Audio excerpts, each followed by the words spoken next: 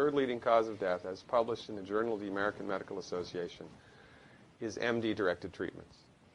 This means you go to a medical doctor, an MD. He gives you a treatment and you die from it. According to the United States Department of Health and Human Services, 15,000 Medicare patients a month are killed by MD treatment, and nobody goes to jail.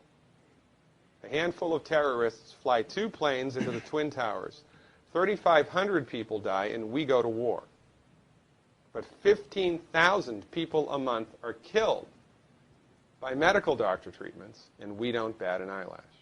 This is because we have been, I don't want to say brainwashed, that's not the correct term, but we have been, for the last 100 years,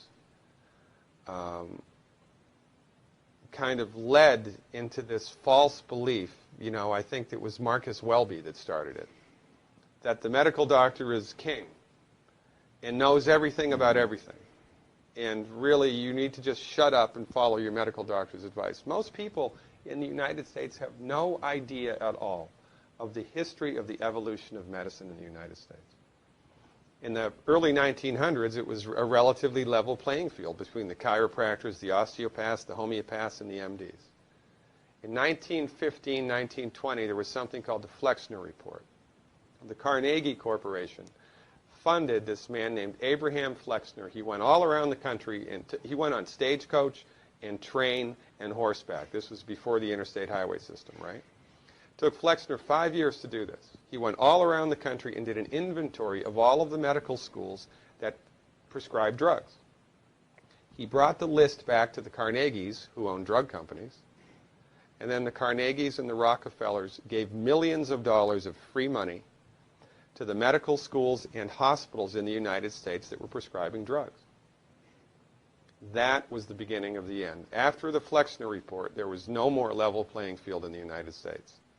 And the MDs started a juggernaut that's taken off. Most people in the United States think that the predominant medicine here, MD-directed pharmaceutical medicine, we think that those guys are top dog because their therapeutics are better than the homeopaths or the naturopaths or the chiropractors. It's not. They're in the driver's seat because of political and financial coalitions that were built at the turn of the century that most people have no idea of at all. And it's a gigantic problem. And I mean, it's crazy, right? It's the third leading cause of death. And yet, when the government makes noise about messing with people's insurance, everybody freaks out. Mm-hmm.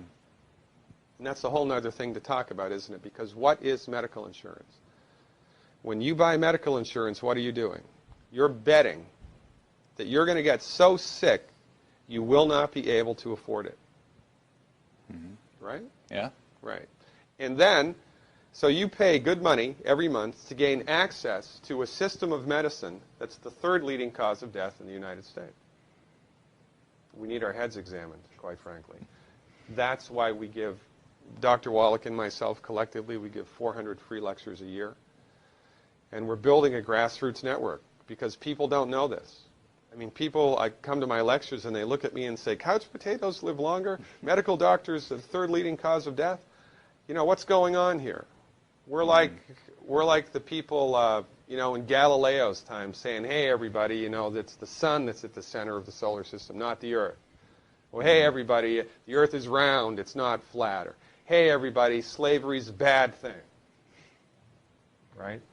This is we have a social agenda here. Why do we have a social agenda? Because people are suffering needlessly. You wouldn't believe, as God is my witness, you would not believe the things that I've seen people recover from in holistic medicine. The body's ability to fix itself is remarkable. And most of the time, all that the body needs to do that is the raw materials that it needs to do that. And we need to stop eating food that's hurting the body. You know, if you put diesel fuel in an unleaded engine, even if it's a brand new Ferrari, it's going to run like crap if it runs at all.